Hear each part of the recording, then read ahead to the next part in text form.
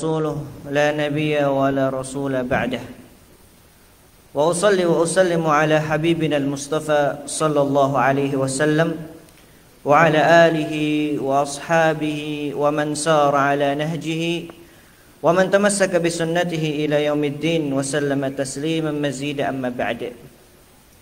أحبتي في الله إخواني في الدين عزنا الله وإياكم. Awalan kita bersyukur kepada Allah Jalla fi'ula yang telah memberikan kesempatan kepada kita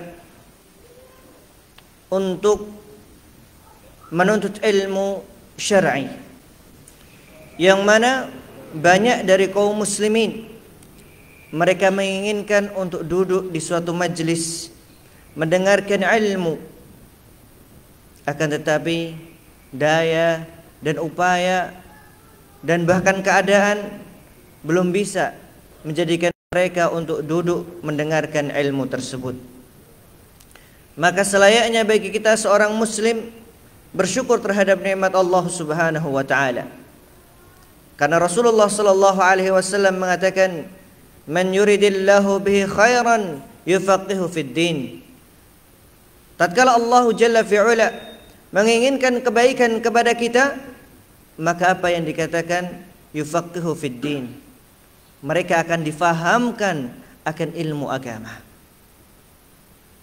Maka rasa syukur kita kepada Allah Subhanahu wa taala tidak hanya sekadar ucapan saja, tapi hendaknya kita gunakan ilmu tersebut, kita gunakan apa yang telah kita dapatkan dari majlis tersebut dalam kehidupan sehari-hari kita. Terlebih bermanfaat untuk diri sendiri dan juga untuk orang lain. Salawat serta salam tak lupa kita haturkan dan panjatkan kepada junjungan Nabi kita Muhammad sallallahu alaihi wasallam. Beliau adalah suri tauladan kita, beliau adalah uswah kita, yang mana kita berharap dan kita memohon kepada Allah tabaraka wa taala agar kita didekatkan majlis kita dengan Rasulullah sallallahu alaihi wasallam. Ikhwani fid din, ahibati fillah, jamaah sekalian yang semoga senantiasa dirahmati oleh Allah Subhanahu wa taala. Pembahasan kita pada kesempatan kali ini adalah berkenaan tentang masalah akhlak dan adab.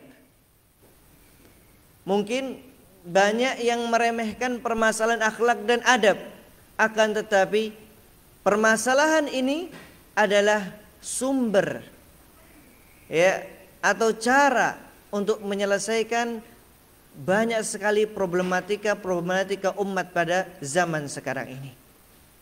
Kita lihat di zaman keterbukaan sekarang ini, tidak hanya sekadar ada dunia maya yang begitu luasnya informasi dapat tersebar, akan tapi manusianya pun juga banyak yang terbuka. Na'udzubillah tsumma na'udzubillah. Dari situ tatkala seseorang memperhatikan etika dan adab, bahkan kalau kita kuliah Pak, ada yang namanya etika kode etik. Kita belajar kode etik, baik itu yang menjadi hakim ataupun yang menjadi guru dan lain sebagainya. Kenapa semua itu dipelajari? Apakah Islam kurang untuk mengajarkan kepada kita tentang akhlak dan adab, bagaimana etika di dalam bermuamalah, di dalam bekerja, sehingga kita harus mempelajari itu semuanya? Maka kalau kita melihat Rasulullah sallallahu alaihi wasallam, di dalam sabda beliau mengatakan, "Innama bu'itsu liutammima makarimal akhlaq." Di dalam riwayat ini dikatakan, "Innama bu'itsu liutammima masalihal akhlaq." Sesungguhnya aku diutus oleh Allah tabaraka wa taala liutammima masalihal akhlaq, untuk menyempurnakan akhlak-akhlak yang mulia. Maka begitu pentingnya kita mempelajari suatu adab dan akhlak di dalam kehidupan kita. Siapa yang tidak ingin anak kita sebelum berangkat sekolah izin dulu atau pamitan dulu kepada kita? Siapa yang tidak ingin anak kita bertutur kata dengan tutur kata yang baik? Siapa yang tidak ingin anak kita mendoakan kita di setiap sholat mereka? Siapa yang tidak ingin tetangga kita berbuat baik kepada kita? Siapa yang tidak ingin saudara kita saling tolong menolong di dalam hal kebaikan? Apalagi kalau yang hidup biasanya di desa ataupun di perumahan, di setiap hari Ahadnya ada yang namanya gotong royong. Bagaimana sikap kita, bagaimana perasaan kita tatkala ada hal tersebut, sesuatu yang baik, ta'awan 'alal birri wat taqwa, akan tapi ada di antara kaum muslimin yang enggan untuk membantu saudaranya. Kalau kita melihat di negara-negara luar sana, ya, negara-negara non muslim, ada yang kecelakaan di jalan, mereka acuh begitu saja. Padahal di depan mereka, di depan mata mereka, mereka melihat sendiri. Simpati untuk saudara kita, untuk saudara mereka itu sangat sedikit. Maka apakah kita kaum muslimin yang memiliki akhlakul karimah yang paling nomor satu dari segi teori, Pak? Tapi prakteknya kita tanyakan dulu pada pribadi seorang perseorangnya. Islam sudah sempurna. Rasulullah SAW ketika beliau wafat sudah menyampaikan ajaran agama Islam ini dengan kesempurnaan yang sangat luar biasa. Tinggal bagaimana kita selaku umatnya, yang sering sekali kita mengatakan kita cinta kepada Rasulullah SAW. Kita buat bait-bait syair yang sangat luar biasa indahnya. Akan tetapi sekali lagi pertanyaan bagi kita semua, apakah kita sudah mencontoh baginda Nabi kita Muhammad sallallahu alaihi wasallam? Padahal Allah tabaraka wa taala mengatakan di dalam firman-Nya, laqad kana lakum fi rasulillahi uswatun hasanah. Pada diri Rasul sallallahu alaihi wasallam ada uswatun hasanah di sana. Maka ahibati fillah azanallahu wa iyyakum, disinilah pentingnya kita belajar akhlak dan adab. Kalau kita melihat athar para ulama di zaman dahulu, mereka mengatakan, salah satunya Ibnul Mubarak, Abdullah Ibn Mubarak, beliau mengatakan, ta'allamtul adaba 30 sanah wa ta'allamtul ilma 20 sanah. Aku mempelajari adab selama 30 tahun lamanya. Wa ta'allamtul ilma 20 sanah. Sedangkan ilmu aku mempelajarinya selama 20 tahun lamanya. Perbandingan yang sangat jauh antara belajar adab dengan belajar ilmu. Walaupun adab bagian daripada ilmu, akan tapi yang dimaksud dengan ilmu di sini adalah mendalami ilmu-ilmu seputar ilmu fikih, ilmu aqidah dan lain sebagainya. Bukan berarti beliau mengatakan ketika perjalanan belajar beliau tidak mempelajari apa rukun-rukun sholat, bukan. Akan tetapi masail al-furu'iyah, permasalahan-permasalahan yang furu' sifatnya, barulah beliau mendalami selama 20 tahun lamanya. Al-Imam Syafi'i rahimahullahu ta'ala, beliau mengatakan bahwa aku mempelajari adab selama belasan tahun lamanya. Dan beliau katakan, adapun mempelajari ilmu hanya beberapa tahun lamanya. Sungguh luar biasa.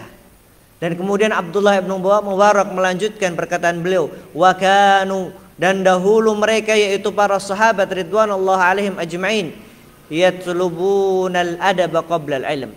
Mereka mencari adab dulu sebelum ilmu. Di dalam asar yang lainnya dikatakan bahwa wa kanu la yukhrijuna abna'ahum illa qad yata'addabu. Mereka para ummahatul mu'minin, ibunda-ibunda dari para sahabat, tidaklah mengeluarkan atau tidaklah mereka mengizinkan anak mereka keluar kecuali mereka sudah beradab. Ahibati fillah, azzanallahu wa iyyakum. Maka disinilah pentingnya bagi kita untuk mempelajari ilmu tentang adab dan juga akhlak. Kalau kita melihat Nabiullah Ibrahim alaihi salam, beliau pernah berdoa kepada Allah Subhanahu wa taala, waj'al li lisana sidqin fil akhirin.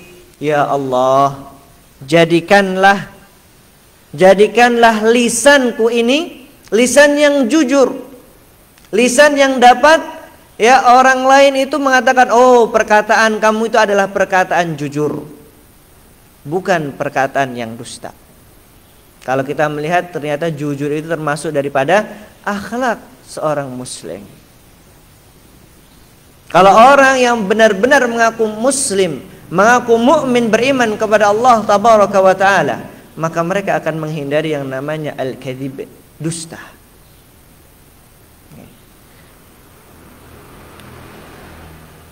Dan juga ahibati fillah azzanallahu ayyakum, Allah tabaraka wa taala berfirman di dalam surah Al-Baqarah ayat yang ke-201. Beliau Allah tabaraka wa taala berfirman, Rabbana atina fid dunya hasanah wa fil akhirati hasanah wa qina adzabannar. Di dalam ayat tersebut menjelaskan bagaimana doanya para anbiya. Mereka pun berdoa apa? Rabbana atina fid dunya hasanah wa fil akhirati hasanah wa qina adzabannar. Maksudnya apa? Bahwa keinginan seseorang agar mendapatkan kebaikan, keinginan seseorang agar dipuji orang lain, keinginan seseorang agar tidak dikhianati oleh orang lain adalah termasuk mahasinid dunya.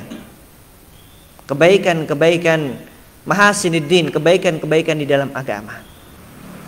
Akan tetapi hakikat yang paling utama adalah doa ini, Rabbana atina fid dunya hasanah.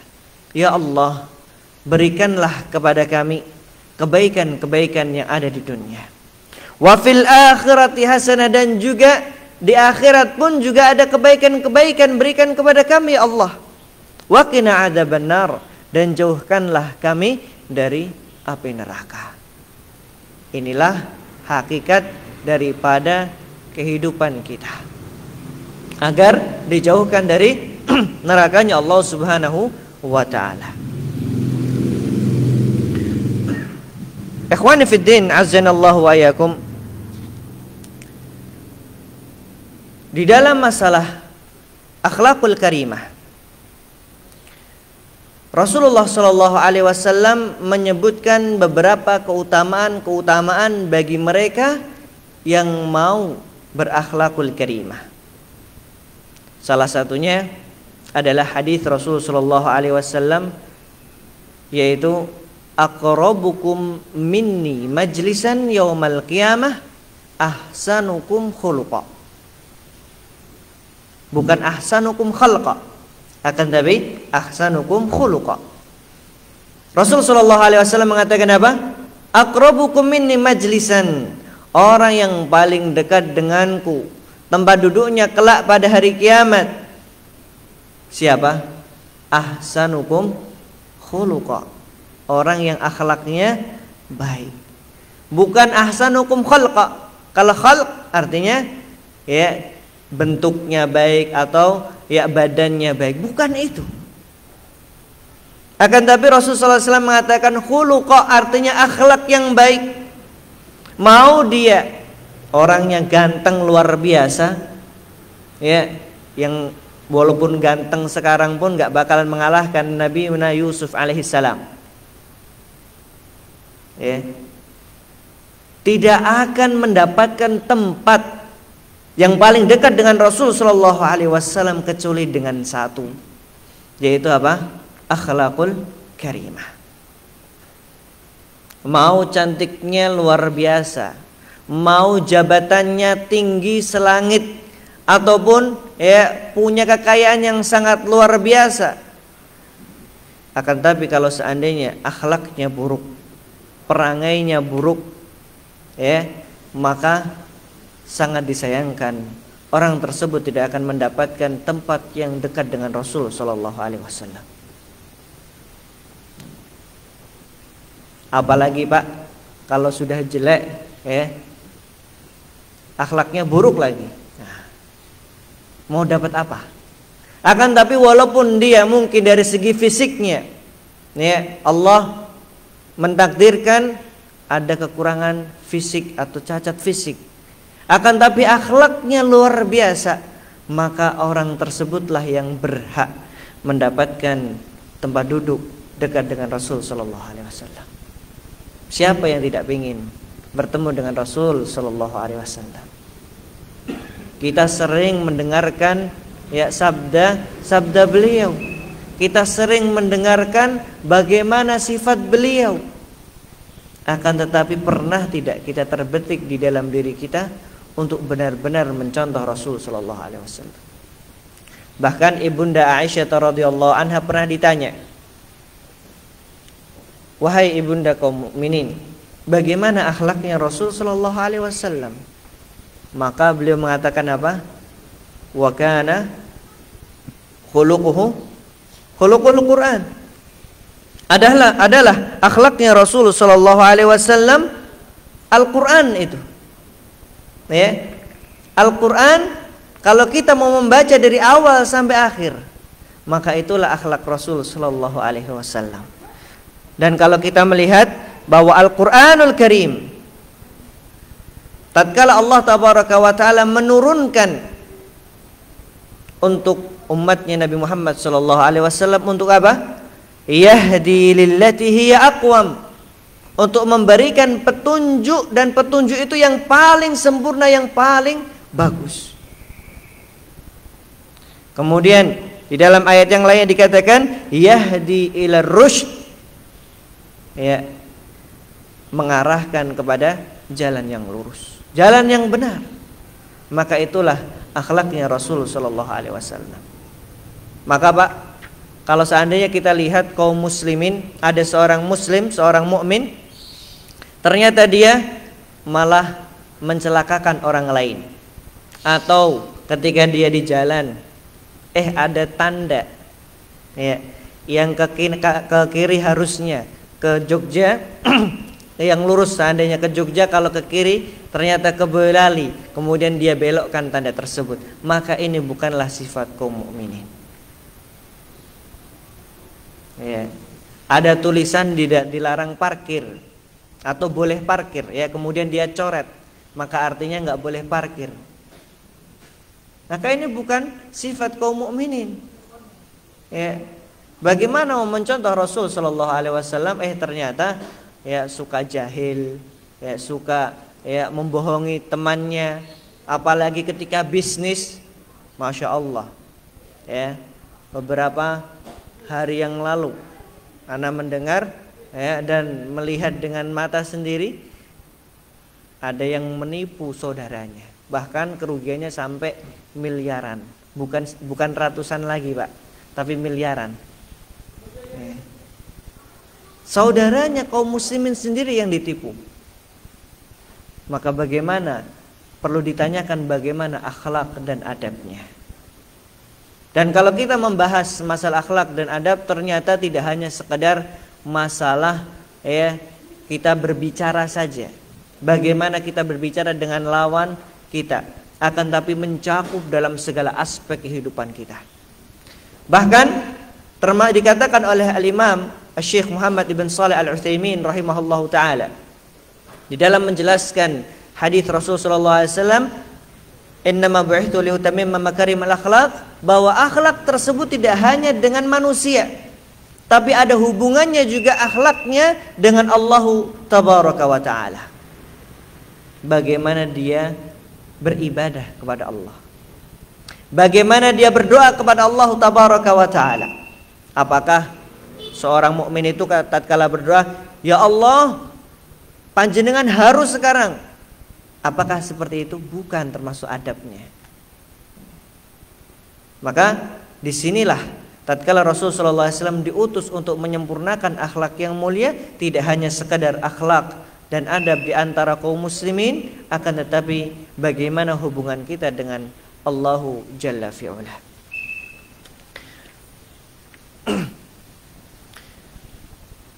Dan Allah Tabaraka wa Ta'ala sendiri menyebutkan di dalam ayat yang lainnya, di dalam surah Al-Qalam, beliau berfirman, innaka la'ala khuluqin azim. Sesungguhnya engkau wahai Muhammad, engkaulah seorang yang memiliki akhlak yang mulia. Sudah dapat rekomendasi dari siapa? Dari Allah Tabaraka wa Ta'ala. Kalau kita, Pak, siapa yang mau merekomendasikan kita? Siapa yang mau menjamin kita? Gak ada. Tapi Rasul sallallahu alaihi wasallam sudah dapat rekomendasi dari Allah Tabaraka wa Ta'ala. Wa innaka la'ala khuluqin azim. Sesungguhnya engkau wahai Muhammad memiliki akhlak yang mulia. Cobalah kita baca sejarah. Cobalah kita baca sirah Rasul sallallahu alaihi wasallam. Syama'ilin Nabi sallallahu alaihi wasallam, atau setidaknya, Pak, kita baca satu kutaib kecil yang judulnya An-Nabiyyu ka'annaka tarah.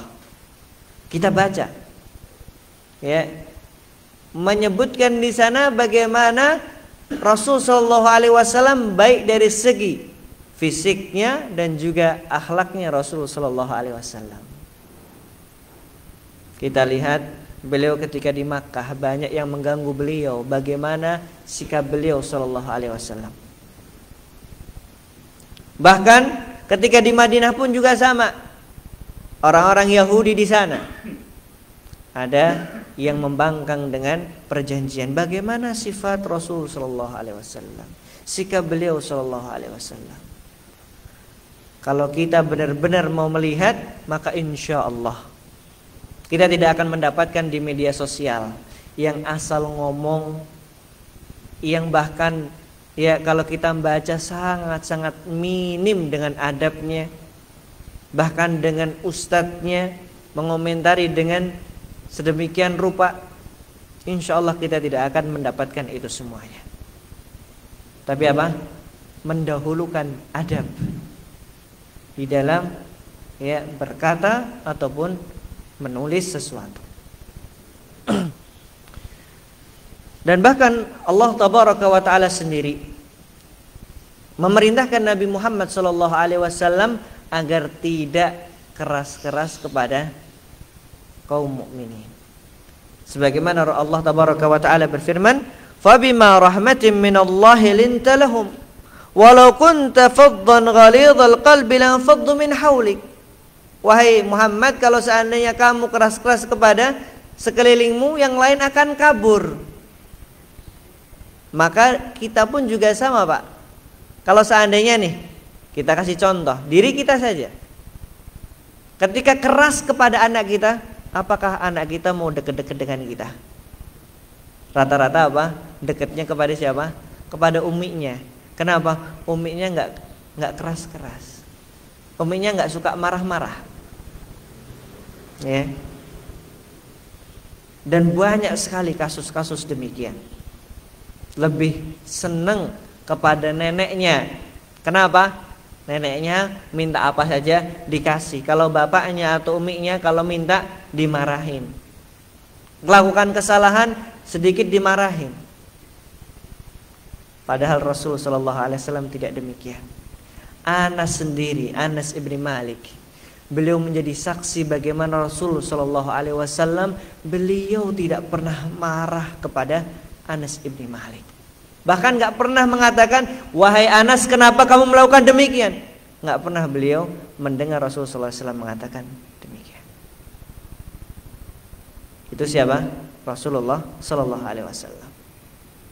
Maka demi Allah, kita ini perlu sekali untuk mempelajari bagaimana akhlak dan adab, agar anak-anak kaum muslimin yang bahkan sekarang di zaman ini,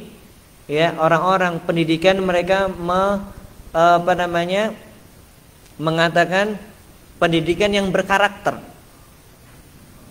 Kaum muslimin sudah dari zaman dahulu sudah diajarkan bagaimana seorang muslim yang berkarakter. Ya, bahkan ada seorang ustadz sendiri mengatakan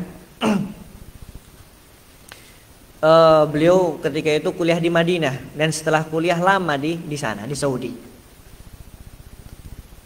Kita kaum muslimin faham dalil-dalil dari setiap akhlak dan adab seorang muslim, paham betul. Akan tetapi ketika itu anaknya tidak disekolahkan di sekolah dasar di Saudi atau orang-orang Saudi karena memang mahal dan juga banyak yang suka membuli dengan orang-orang ajam, orang-orang yang non Arab. Akhirnya beliau menyekolahkan di sekolahan yang internasional ketika itu, yang mengambil kurikulumnya dari orang-orang Eropa. Kemudian beliau melihat ternyata yang karakter-karakter kaum muslimin, sifat-sifat kaum muslimin yang disebutkan di dalam hadis-hadis dan juga ayat-ayat ada di sekolahan tersebut daripada sekolahan di Saudi di sana. Ya. Kenapa? Maka ini menjadi sebuah pertanyaan besar bagi kita bersama. Padahal kita yang lebih ahak, lebih berhak daripada non-muslim di dalam menjalankan agamanya. Mereka tatkala mengatakan etika dan adab, mereka berfikirnya atau standarnya adalah bagaimana hal tersebut dipandang baik oleh kebanyakan orang. Tapi standar kita bukan itu. Standar kita adalah Al-Quran dan juga As-Sunnah. Ketika bagaimana bertutur kata yang baik dengan orang yang lebih tua, bagaimana kita diharuskan untuk menyayangi yang lebih muda daripada kita, bagaimana yang muda pun harus menghormati yang lebih tua. Itu semuanya ada di dalam Islam, agama Islam. Tapi kenapa kok belum atau sedikit sekali sekolahan-sekolahan kaum muslimin yang menerapkan karakter muslim pada anak-anak didik mereka. Ya. Dan bapak-bapak bisa melihat kasus-kasus seperti itu bertebaran di media sosial. Apalagi kalau sekarang anak-anak melihatnya cuma debat di media televisi atau di YouTube. Bahkan mereka mudah mengaksesnya. Ya. Yang kalau kita lihat di TV, orang yang debat ada yang lebih tua dan ada yang muda. Tapi kalau kita melihat bagaimana adab-adab di dalam berdebat, itu mereka langgar dengan mudahnya. Berkata tinggi sudah hal biasa di dalam media sosial. Maka apakah anak-anak kita mau kita tanamkan seperti itu? Ahibati fillah azanallahu wa iyyakum.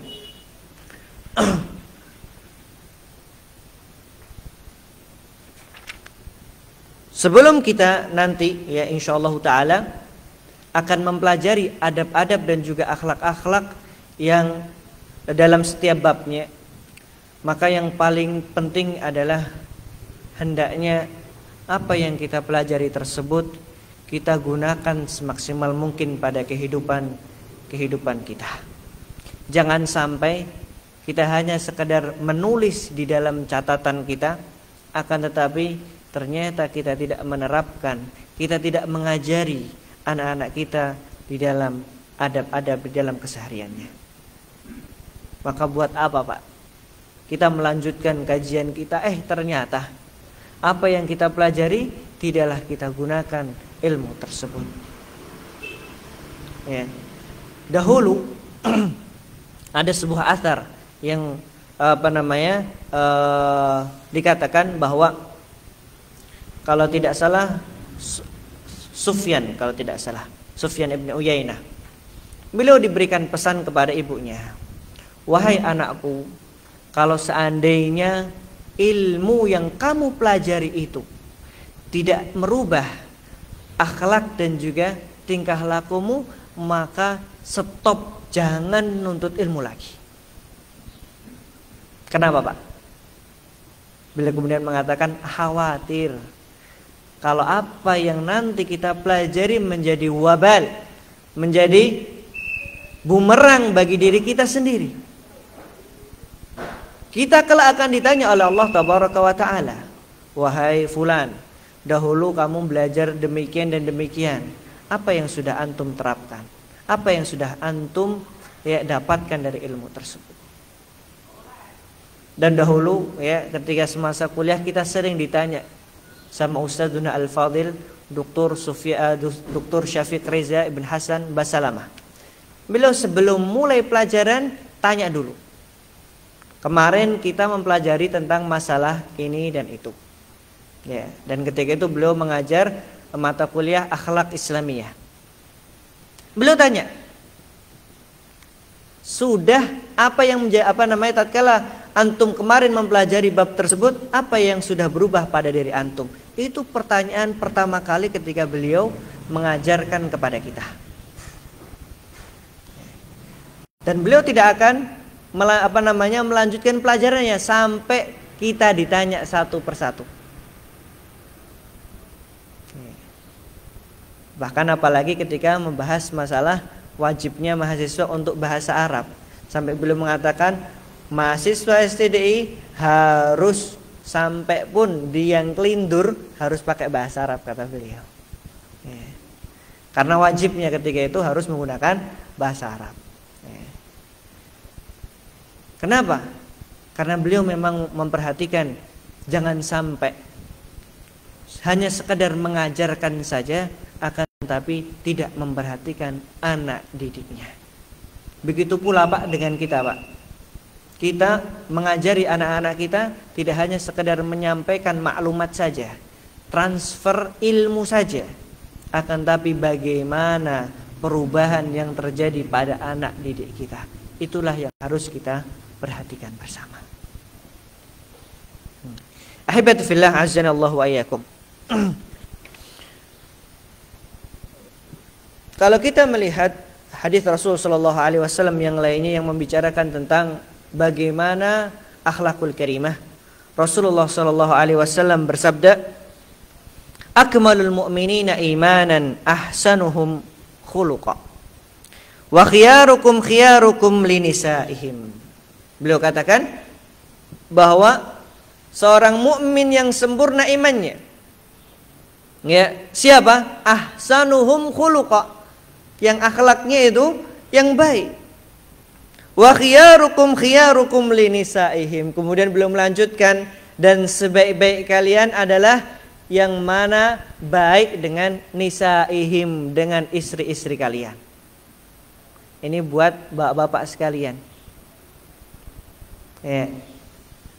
Dalam riwayat yang lain dikatakan khairukum khairukum li ahli wa ana khairukum li ahli. Sebaik-baik kalian adalah mereka yang baik dengan keluarganya, dengan istri-istri mereka. Dan aku orang yang paling baik untuk apa? Keluarga beliau sallallahu alaihi wasallam. Maka ini Pak, ternyata adab dan akhlak itu mencakup dalam segala aspek. Tidak hanya sekadar apa? Dengan tetangga saja, akan tapi dengan orang yang paling dekat dengan kita. Orang yang kita ikat dengan ucapan bismillah, qabiltu nikahaha. Mereka pun juga harus diberikan akhlakul karimah. Kemudian di dalam hadis yang lainnya dikatakan, ma min syai'in athqalu fil mizan min khuluqin hasan. Dikatakan apa? Ma min syai'in, tidak ada sesuatu yang paling berat di dalam timbangannya.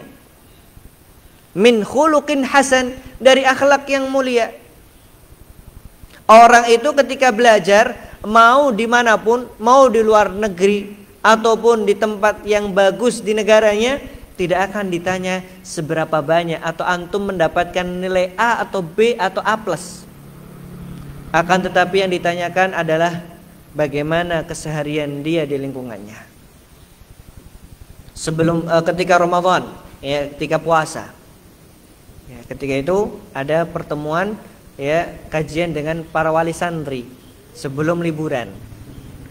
Ada seorang bapak-bapak yang menanyakan, ya, ketika itu sudah selesai kajian dan kita duduk-duduk bersama menunggu berbuka. Tanya, Ustaz, kenapa Ustaz ya? Beberapa kali saya melihat anak-anak yang lulus atau selesai dari pondok pesantren, tapi muamalahnya sesama tetangganya kok kurang. Jarang sekali keluar rumah, jarang sekali menyapa. Hanya menyapa saja jarang, kata beliau. Apakah memang demikian? Maka saya katakan, Pak, maaf Pak, inilah yang menjadi PR bagi kita. Bukan masalah mereka itu tidak paham dalil, akan tetapi di dalam mempraktekannya mungkin beberapa individu itu kurang. Maka jangan sampai kita hanya belajar ilmu tanpa kita amalkan ilmu tersebut. Dan bahkan dengan akhlakul karimah, Rasulullah sallallahu alaihi wasallam menyebutkan, innal mu'min la yudriku bi husni khuluqihi darajatas shaimil qa'im. Kalau kita pengen, ya, mendapatkan derajat seperti orang yang puasa dan orang yang qaim, bukan artinya bukan hanya sekadar berdiri, tapi di sini adalah orang yang sholat malam. Maka dengan satu hal saja, yaitu apa? Bihusnin khuluq, dengan akhlak yang baik. Akhlak yang baik dapat menyamakan derajat seperti orang yang puasa lagi suka sholat malam. Subhanallah, luar biasa. Akhlak baik loh Pak, belum sedekah, belum yang lainnya, dapat menyamai derajat orang-orang yang shaimil qaim, orang yang suka berpuasa dan orang yang suka sholat malam. Masya Allah. Inilah hal yang perlu kita kejar bersama, perlu kita perbaiki bersama. Bagaimana akhlak-akhlak kita, bagaimana adab-adab kita.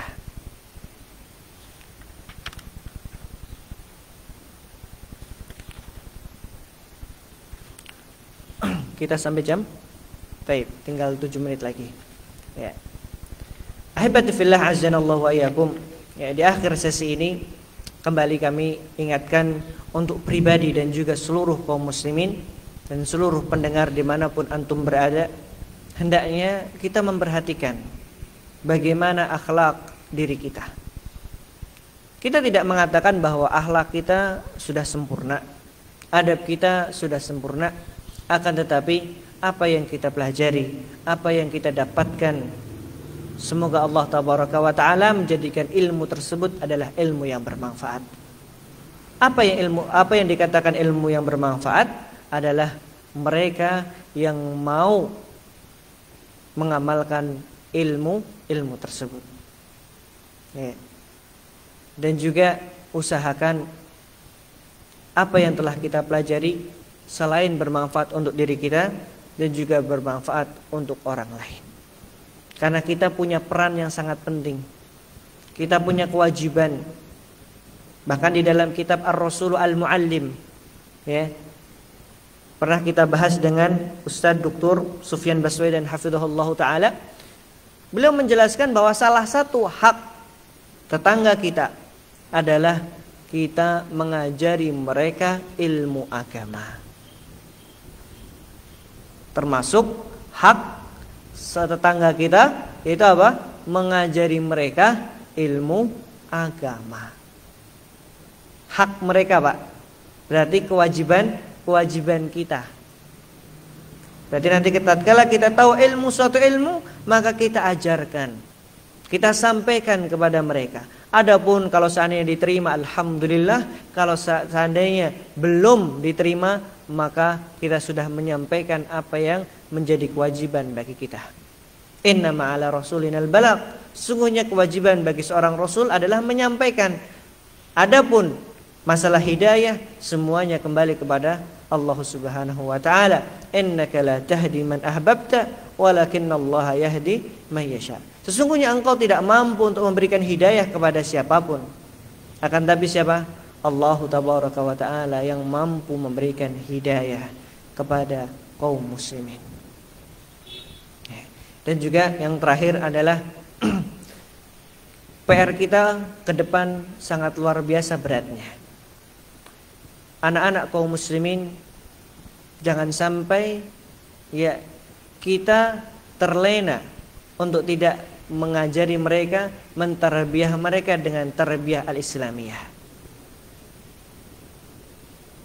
Musuh kita, Pak, itu tidak hanya sekedar orang-orang non-muslim sekarang. Ya, bahkan yang mereka mengatakan muslim pun ya punya pemikiran-pemikiran yang luar biasa liberalnya. Perlu dan sangat-sangat kita menjaga anak-anak kita dari orang-orang yang demikian. Karena sekarang mengakses informasi itu sangat-sangat mudah. Ya, mau itu di YouTube, mau itu di media elektronik, bahkan medsos, Facebook, Twitter dan lain sebagainya mudah diakses. Ya. Maka marilah kita sama-sama selamatkan generasi kaum muslimin ini dengan kita semangat untuk mempelajari ilmu agama, kemudian kita ajarkan kepada mereka bagaimana agama yang dibawa oleh Rasul sallallahu alaihi wasallam. Kita kembalikan mereka kepada Al-Quran dan As-Sunnah ala fahmi salafil ummah. Hadza wa sallallahu ala nabiyina Muhammad. Kalau seandainya ada kekurangan semuanya datang dari pribadi dan juga dari syaitan. Na'udzubillah tsumma na'udzubillah.